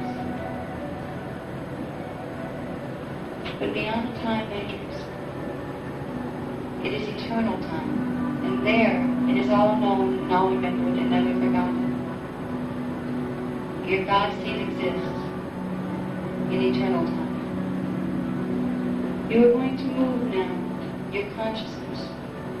Just the feel of his awareness. We won't give it a symbol yet. Just feel it moving upward. Upward to the top of your head, through the 7th chakra.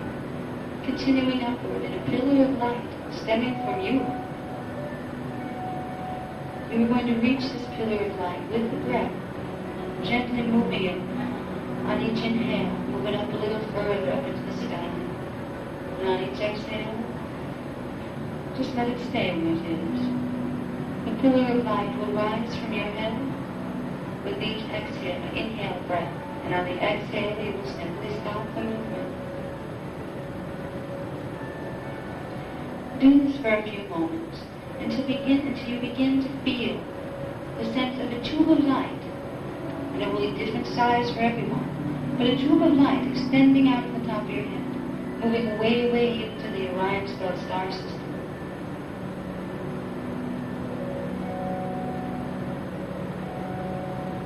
Now imagine a point of light that represents the 8th dimensional portal that you passed through to get in here originally, to get in time into the time matrix.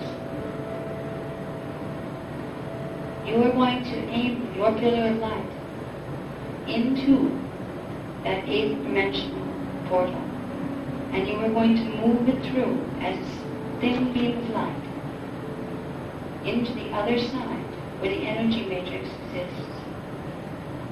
And you're going to imagine now just a field of light on the other side of the time matrix. Imagine your consciousness moving that beam of light from the top of your head, through the star systems, into the field of light on the other side.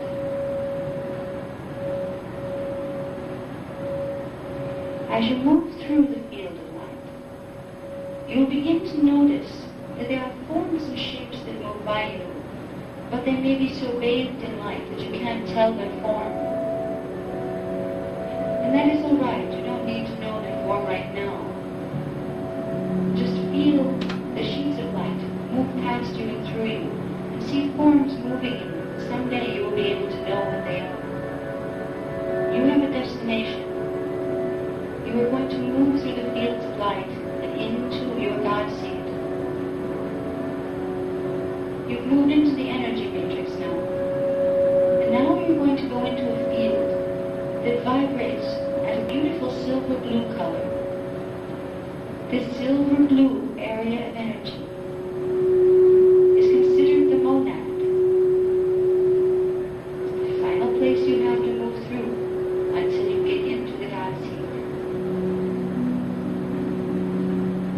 Feel yourself for a moment.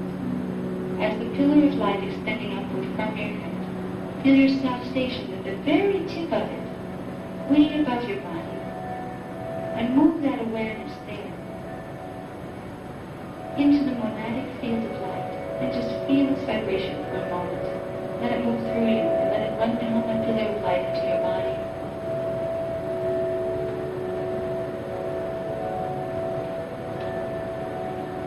Now, we will, for the first time in many, many eons, step into, as consciousness, our original home within the heart and mind of God. We will now enter our God seed. We will return to our family, for the God seed is your self-consciousness, and there are infinite members of our family. And here we will be welcomed with the vibration of love. The feeling of love is caused by a state of vibrational harmonization. And your consciousness is harmonizing now with its original point of creation. You can go to this space and stay there for many hours sometimes if you choose. But for now, simply stay there and begin to feel the expansion, both upward, downward, horizontally, across you. Feel it in your body as well as your consciousness as the love and frequency from the God seed begins to travel down your pillar of light and into the physical body and consciousness here.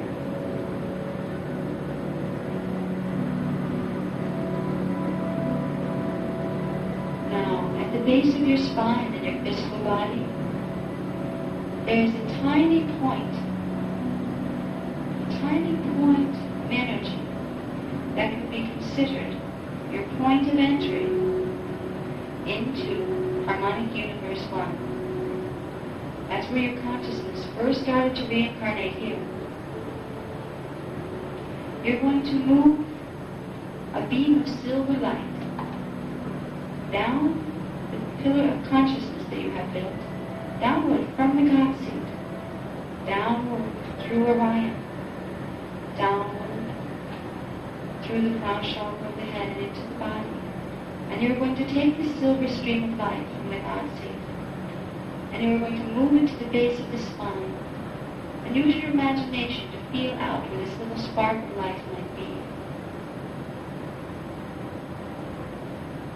Somewhere in that little spark of light, there is also a shadow that was put there that was not intended to be. The God seed energy as it comes in recognizes the spark of light, but not the shadow. When the God seed energy comes in, imagine it merging with the spark of light and making it bigger and stronger. And now the shadow can be seen. And the shadow looks just like the spark of light, but in darkness. But it's a little smaller. Now you're going to take the pillar of light that's moving down through your pillar, and you're going to start to spin it, like a strand of DNA would spin. You would have a double helix type of spin. Imagine energy currents coming down clockwise and counterclockwise at the same time, spiraling into that point of light and shadow.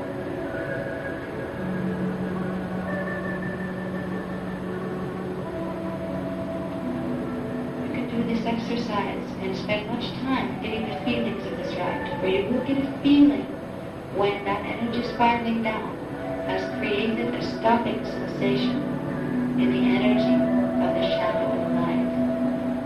For now, if you don't feel the stopping sensation in the energy, this is all right. But with practice of this exercise, you will find it. You will now imagine that the stopping sensation has occurred. The spiraling light coming down from the God seed wraps itself around the spark of light at the base of the spine. And it begins to raise the vibration of the spark of light. And the shadow there begins to vibrate and vibrate and vibrate. And it begins to come apart because the vibration is too high for the shadow to sustain. This shadow form represents the original, reversed karmic imprint that was put in to your body at its point of entry into harmonic universe one reality fields. Most of you have had many incarnations since this time and built up many other karmic patterns, compounded on this one. This one shadow is the one that has followed you through all your lifetimes. And you're going to use the God seed energy now to remove it, to turn it back into life. You don't cut the shadow out at all. You simply transmute it to a higher level. And that is what the God seed energy will do.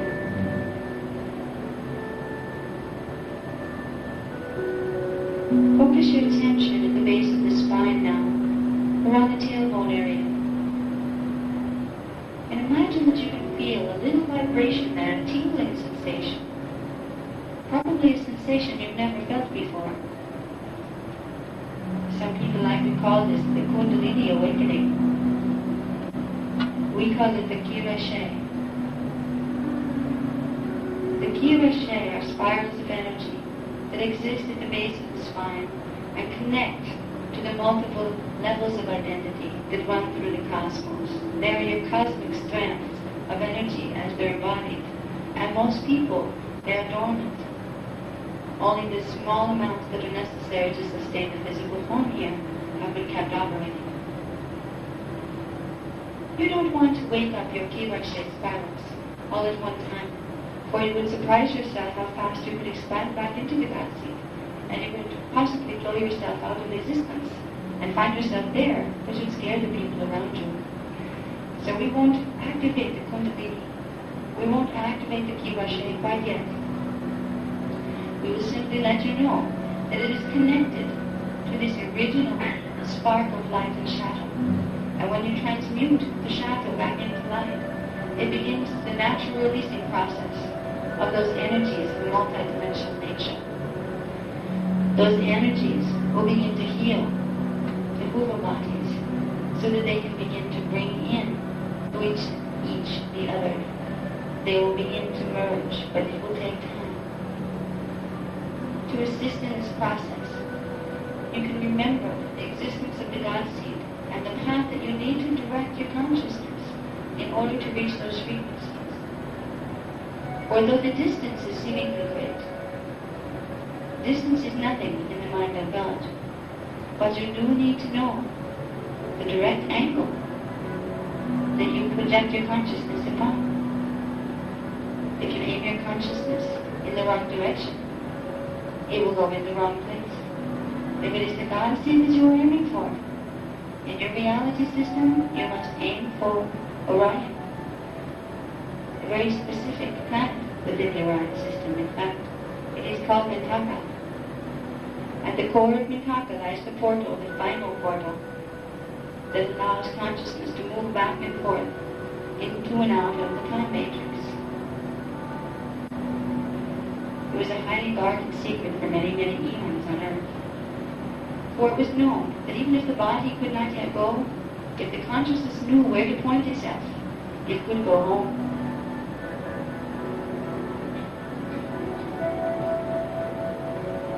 Feel the pillar of light still, running from the base of your spine, all the way up through your head, up through the planet that you can envision in your mind as the planet Mintaka within the Orion star system. Remember the fields of light of the energy matrix that you pass through, and the field of energy, the silver blue of the monad that you pass through in order to get there. For as you call to mind these frequencies and these places, you are setting coordinates of consciousness, coordinates of frequency movement within the crystal body, the morphogenetic field. The crystal body knows what to do with the imagery. It triggers the right coordinates of energy to open. So when you use this meditation and those guidance, you can enjoy on this level the places you may go But you can also trust that those places are encoded within your morphogenetic field, and they will open channels of consciousness, channels of energy, and channels of awareness that long ago you forgot that you had.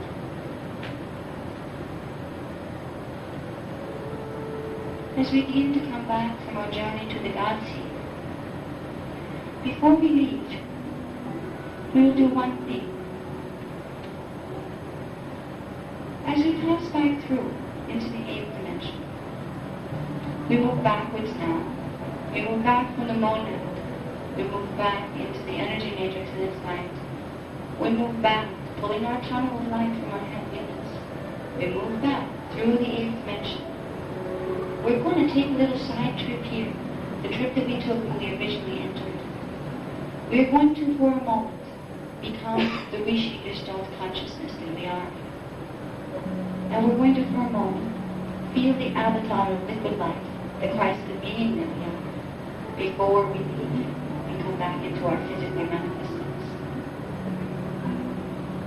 So imagine your consciousness stationed in Mantaka, in Orion, as a small bead of light, little point of light, whatever color you like. You're going to take that light now and move it from D8, the 8th dimension, up into the 15th dimension. And you will do this simply by imagining in your mind the scale of dimensions from 8 to 15. You can pretend that you're hopscotching up them or walking up them. A little dotted light bouncing up the rungs of the dimensional scale until you finally reach the 15th dimension. And all you see is light. Beyond the light, there is a cognition there. A cognition that is a vibration, not a thought pattern by itself. It's not a linear thought like you know. And that vibration goes into your little dotted light, and you're going to bring it back into your body to help you link with that Rishi. It's time to return now. So we will move from the Rishi, move our dotted consciousness light down into the 4th harmonic. And first we will see beautiful shades of silver, pale gold, energy moving and swirling like liquid metal. Looks like liquid metal sometimes. When you see it looking like liquid metal, immerse yourself within that feeling of that fluid with big vibration. And you'll find another level in which it is fluid, flowing, liquid light, almost like lava.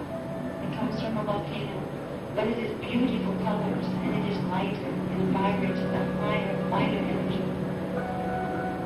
In this form, you can dance and sing with the universe. You can take any shape your body wants. You are no longer confined to any image of the body. You are now the Gestalt consciousness of your avatar. You are now Christ the being in life.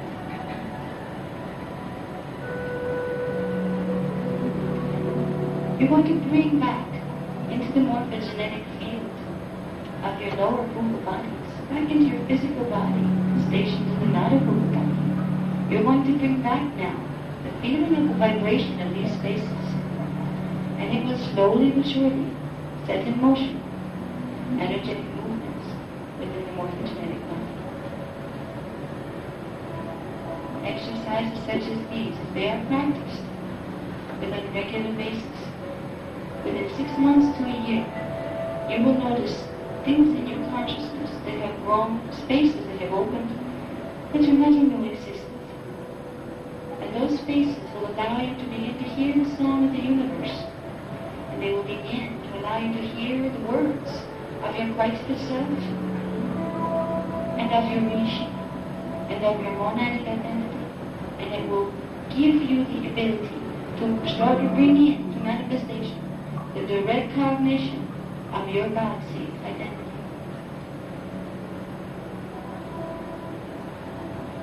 And come back into the room now. Very slowly, try to bring with you the feelings. Try to remember right now, before you open your eyes too much, the feeling that was most intense in this exercise. what point in the movement of this exercise felt most significant to you. And it will be different for everyone. Kind of hold that feeling. And as you open your eyes, imagine that feeling in your heart chakra. Imagine it, feel it as a band of energy holding you around the shoulders. And just let it move into you till it's inside of you. That will be the frequency that your consciousness is most tuned to. It will be the path that is most easy for your consciousness to travel. So you may find in doing this exercise at other times, your consciousness will jump past other stages in the exercise right to that one. That one high point where something significant, something felt significant to you with this exercise will be your point of entry. And if you didn't find one this time, you will with use of this exercise. And you will get into these spaces. And they will begin to let you remember who you were, who you are, and who you wanted to be when you came into manifestation. This afternoon, we will learn the first steps in opening the lines of communication through the energies of the God Seed, which is a way to protect yourself from other things, distortions that may affect you on the way. But for now, try to keep the feeling of the God Seed exercise with you. And remember, you are walking around inside of this grand being of consciousness. It is you as you expand. And one day, before too long, you will be able to hold much of that consciousness in your physical body. But until then, you can expand your consciousness here beyond the physical body and into those spaces. And you will find the love of the family of consciousness that you came out of. And the little trick that goes with this, when you begin these exercises and you start to call alive the codes of the God Seed within you, you will start to activate within the crystal body, within the morphogenetic field, what would be the karmic pattern that would bring into your line of experience the other members of your family of consciousness, the pulse of consciousness that you came in on. Not all humans came on exactly the same pulse. You have a unique twist to the pulse of your consciousness, and it will be your family link. Once you begin to activate the Key-Rocher spirals, the base of the spine, and you begin to access your original point of entry into harmonic one, it will set in motion within the mass morphogenetic field the resonance that will draw you and your family of consciousness together for your next step in evolution. It will begin the process of your homecoming and that gestalt of consciousness coming back together. At first in separate bodies looking at each other, but later as consciousness, pure consciousness, the one made of many, that you will know when you become the God Seed again.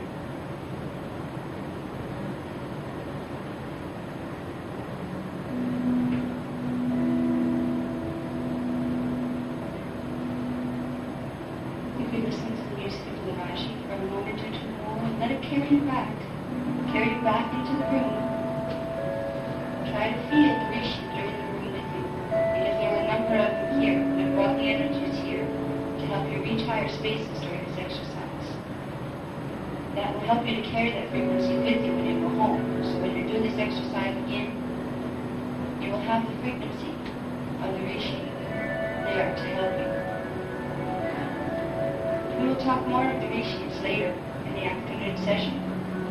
And we will begin the process of learning to hear our higher and higher and higher selves. For now, I think we will probably take a break. I'm going to about lunch. About lunchtime, we're going to listen to Maraji if he wants to play more, and if he doesn't, that's included. The monadic imprint. So your monad and monadic imprint are the key to leaving the time matrix. They're the key to being able to achieve ascended mastery, which is expansion back into the God source, where you know yourself as God. Now, there are some things in energy dynamics that are being done on this planet purposely by certain groups, some on the planet, some much further above the planet, that are intending to create something called monadic reversal. A monadic reversal would be, you could conceptualize it this way. If you had your monad, it was a sphere of energy, and in that there were little shapes, let's say triangles and squares, these kinds of things, and they were pointing in one direction.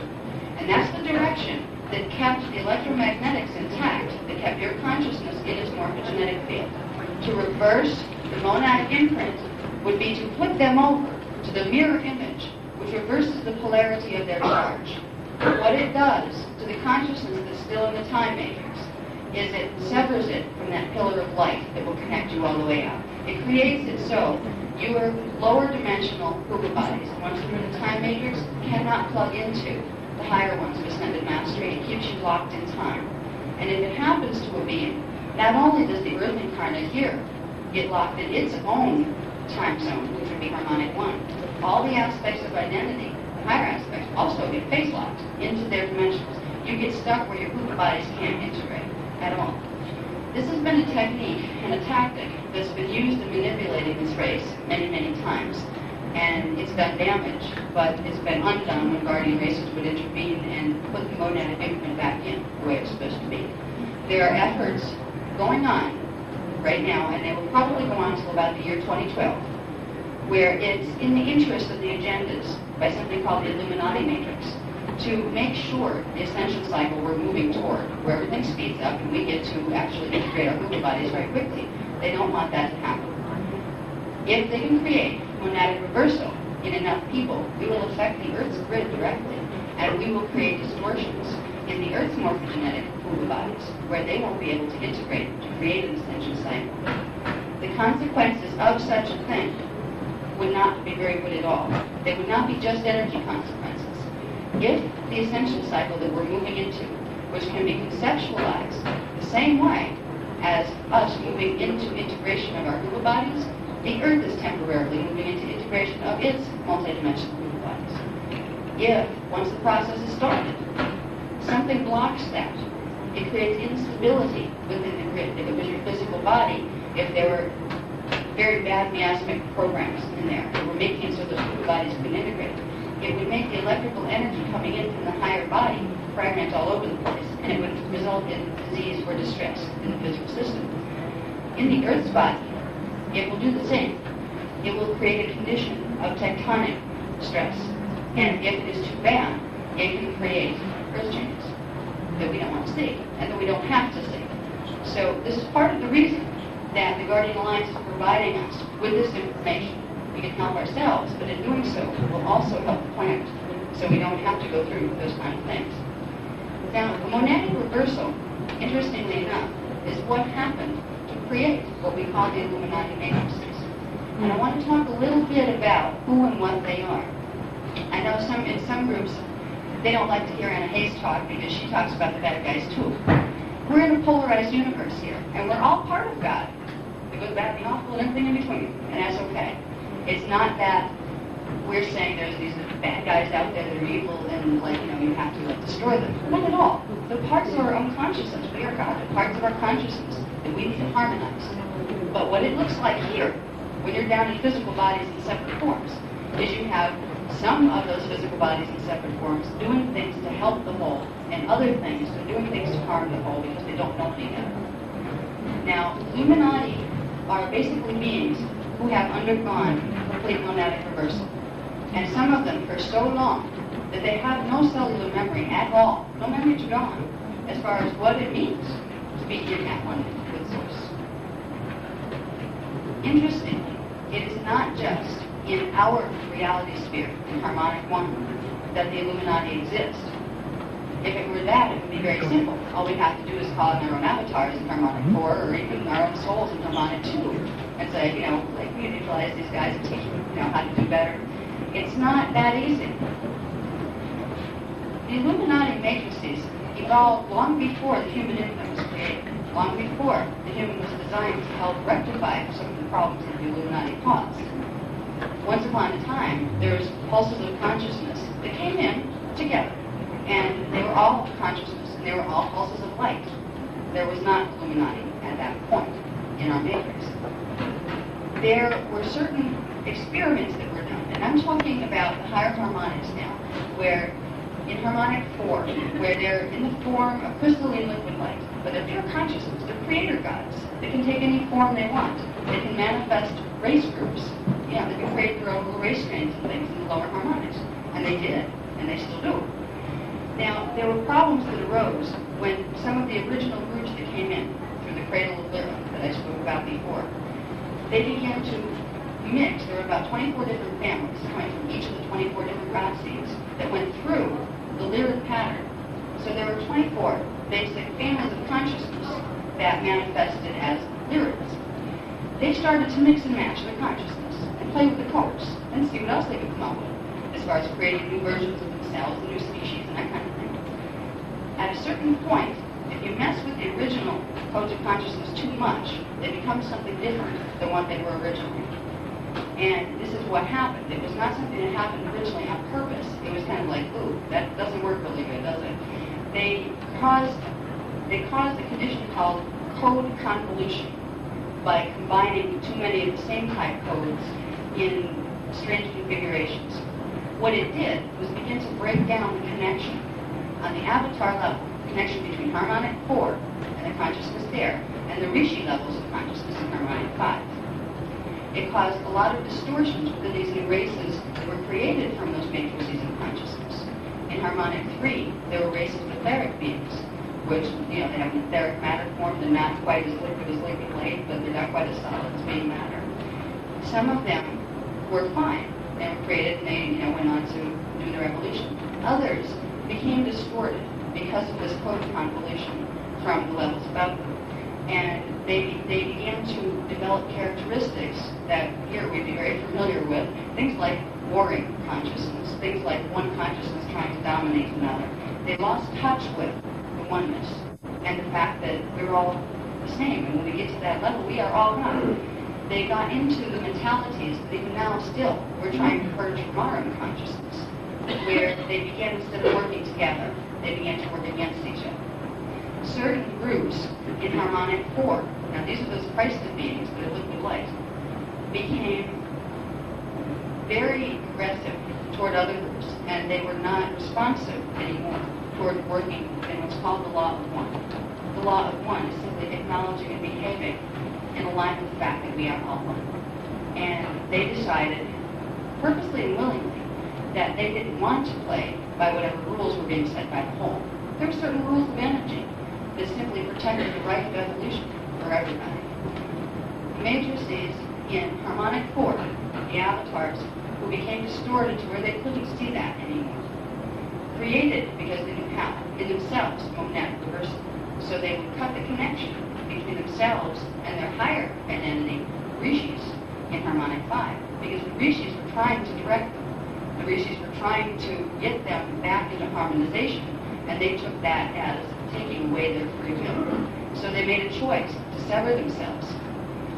When this group of consciousness and the races that manifested from it made that choice, they became finite identities.